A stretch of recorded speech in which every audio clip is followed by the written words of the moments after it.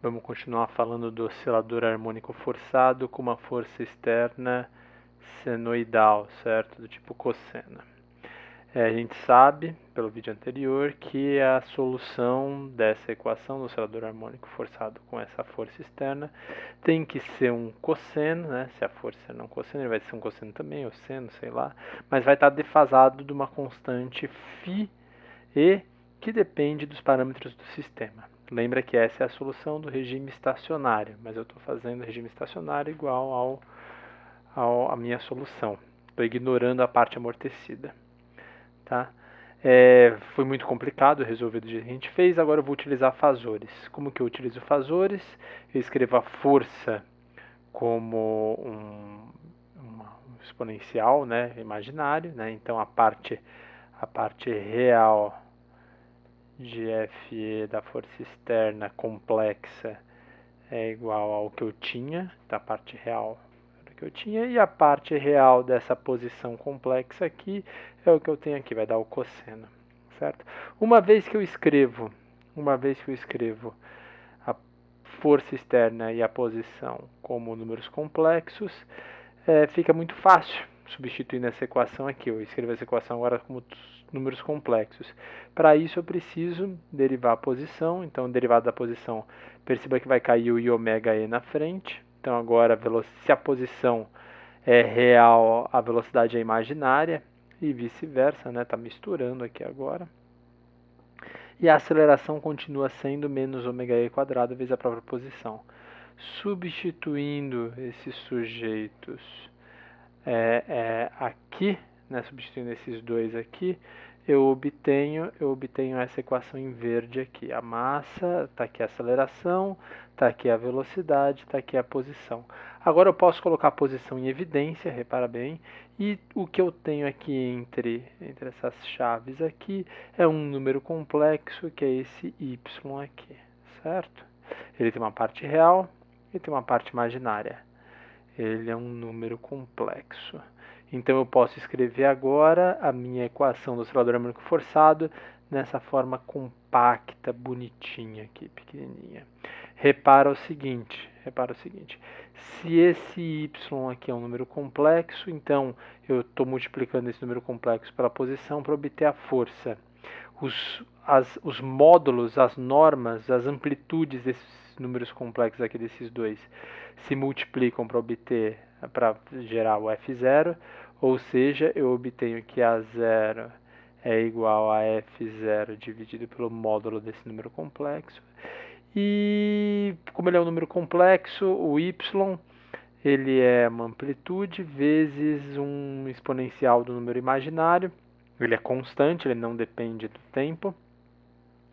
E a soma dos argumentos, o argumento de y mais o argumento de x, tem que dar argumento de f. Portanto, entra exatamente o φe aqui. Porque ó, eu abrindo aqui essa equação, eu abrindo aqui substituindo, eu tenho esse expoente, esse argumento tem que ser igual a esse mais esse daqui. Repara que esse sujeito corta com esse e esse corta com esse. Tá? Dá certinho. E o que sobrou aqui é a equação aqui de cima. Olhando de outra forma, olhando na forma fasorial, está aqui a velocidade, a força, certo? Está aqui a força, o fasor, está aqui a posição. Eles estão defasados por um ângulo φ. Esse ângulo φ é exatamente o ângulo do y, ok? Só que esses dois sujeitos aqui, o f e a posição, eles estão girando no movimento circular uniforme, certo? Então, se eu fizesse um GIF animado, eles estariam girando, enquanto que o y é constante. Tá? O módulo de y que vai entrar aqui é o módulo desse número complexo aqui. É esse cara ao quadrado mais esse cara ao quadrado, tira a raiz, certo? Eu posso escrever esse sujeito aqui, eu posso colocar o m em evidência, lembrando que ômega 0 é igual a raiz de k sobre m, então eu posso colocar o m em evidência, dá para escrever nessa forma aqui. Então esse é o módulo de y. E como a amplitude da posição é a amplitude da força dividido pelo módulo desse y, eu tenho essa expressão compacta, bonitinha aqui. certo? Repare que quando eu faço o gráfico dessa amplitude da posição em função da frequência, ele vai ter um ponto de máximo, certo? Tem que derivar isso daqui, igual a zero para achar o ponto de máximo, vai ser em raiz de ômega zero quadrado menos 2b. Quando b vai a zero, certo? Esse ponto de máximo fica aqui e ele vai a infinito. Então, quando b é zero, certo? E o ômega e, ômega externo é igual a ômega zero, ele explode. Eu chamo isso de frequência de ressonância. Essa frequência aqui, portanto, é a frequência de ressonância. Ele tem umas propriedades a mais que eu vou falar daqui a pouco. Mas vamos analisar novamente aqui essa parte fasorial. Vamos observar como se comporta esse φ aqui. Esse φ, certo? Ele é a parte, esse φ, ele é a parte, o arco tangente da parte imaginária dividido pela parte real, certo? Porque ele vai formar um triângulo assim, ômega e φ, gama, ômega e gama, k menos m ômega e quadrado. Essa é a parte real do y, essa é a parte imaginária. Então aqui está o meu y vetor, não, o y fasor, perdão.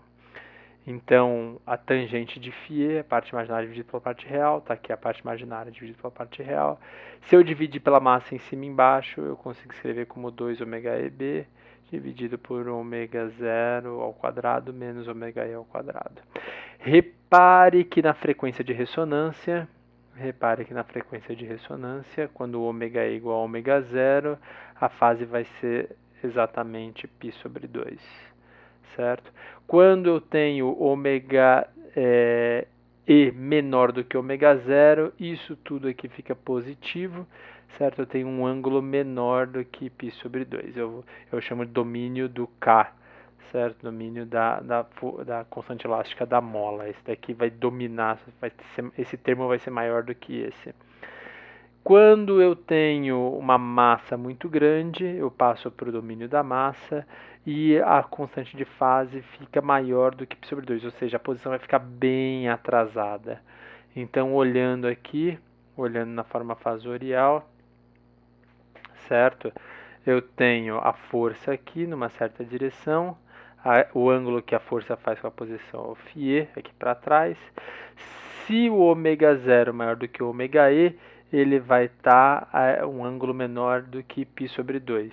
Quando o ômega zero é igual a ômega E, ele vai estar exatamente π sobre 2. Isso significa que nesse caso aqui a velocidade vai estar em fase com a força, certo? Porque a velocidade é derivada desse cara, a velocidade vai andar 90 graus. Então, em relação a esse cara aqui, a velocidade está nessa direção, então a velocidade está aqui. Desse verde aqui, a velocidade está em cima da força, então o x ponto está em cima da força. E esse vermelho aqui, a velocidade vai estar para cá, certo? A velocidade de x ponto vai estar para cá, certo? Então, o que quer dizer? Quer dizer que quando o ômega zero é maior do que o ômega E, a velocidade está adiantada em relação à força. Quando o ômega zero é menor do que o ômega E, a velocidade vai estar atrasada em relação à força. E quando eu estiver na frequência de ressonância, ou seja, na frequência de ressonância, a velocidade vai estar na mesma direção que a força. E qual que é a importância disso? Qual que é a potência fornecida pela força externa? É a força externa vezes a velocidade da minha massa. Ou seja, na frequência de ressonância, eu tenho o máximo da potência externa. Eles vão estar alinhados, certo? Tem um produto escalar aqui, obviamente, mas eles estão na mesma direção. Tá, você entendeu, né? Vai ser o máximo, o projeto no eixo real. Olhando para a velocidade, especificamente para a velocidade, para entender melhor essa questão da frequência de ressonância e por que a dissipação é máxima, a transferência de energia do gerador é máxima, vamos olhar aqui, certo? A velocidade fasorial vai ser I ômega E vezes a posição fasorial. O módulo disso daqui, o I morre no módulo, fica só o ômega E. Quer dizer que a amplitude da velocidade vai ser a frequência do gerador vezes a amplitude da posição. Bonito isso. Isso quer dizer que eu pego aquela expressão da amplitude da posição e multiplico por ômega e. Daí eu divido por ômega e em cima e embaixo, o ômega e entra dentro da raiz, certo? Fica ao quadrado, esse termo fica constante e apenas esse termo fica dependente do ômega e. Repara que quando ômega e for igual a ômega zero, esse termo dá zero. Vai ser o maior valor possível para a amplitude da velocidade. Então, na frequência de ressonância vai ser a maior amplitude possível. Então, eu não tenho apenas a força externa vezes a velocidade na potência do gerador, a potência do motor, sendo máxima, mas também a dissipação é máxima, ou seja, na frequência de ressonância é quando a força externa fornece mais energia para o sistema e o sistema dissipa mais energia devido à força de atrito. Okay? Quando a dissipação é zero, o que vai acontecer na frequência de ressonância? O sistema explode. Se esse cara for zero e esse cara for zero, a amplitude da velocidade é infinita, a amplitude da posição é infinita. Ou seja, se eu ligar uma máquina com essas características na frequência de ressonância, a máquina começa a oscilar, até que ela explode, certo? Eu tenho aqui uns gráficos que eu fiz na atividade do Moodle. Deixa eu puxar para cá. Aqui, tem uns gráficos aqui. Essa daqui é a amplitude da posição para diferentes valores de B em função da frequência externa. Então, está aqui a frequência externa, em termos de ômega zero. Então, 1 aqui é a frequência de ressonância. Repara que o máximo da amplitude da posição ele fica deslocado da frequência de ressonância. Só vai coincidir quando o B for a zero, certo? Mas o B for a zero, ele vai explodir, ok? Mas quando o B for pequenininho, 0,1 ômega zero, o máximo da posição fica muito próximo do valor da frequência de ressonância, né? E a amplitude da velocidade está sempre o máximo, não importa o valor da dissipação, não importa o valor de Bzinho, está sempre sobre a frequência de ressonância. Por isso que ele sempre é o que o motor fornece mais energia e é o que dissipa mais energia, certo? Essa dissipação é muito fácil você perceber, muito fácil, volta para aquele gráfico que estava aqui, certo? Esse sujeito aqui, ele vai ser sempre F0, que é a potência fornecida pelo motor externo, F0 cosseno de ômega ET, vezes a amplitude da força externa, da amplitude da posição, cosseno, vai aparecer aqui o E, vai ficar AE seno de ômega ET menos φ. É claro que eu tenho que trabalhar isso daqui. Vou fazer essa análise do quanto que ele está dissipando em outro vídeo, porque esse vídeo aqui já ficou muito carregado.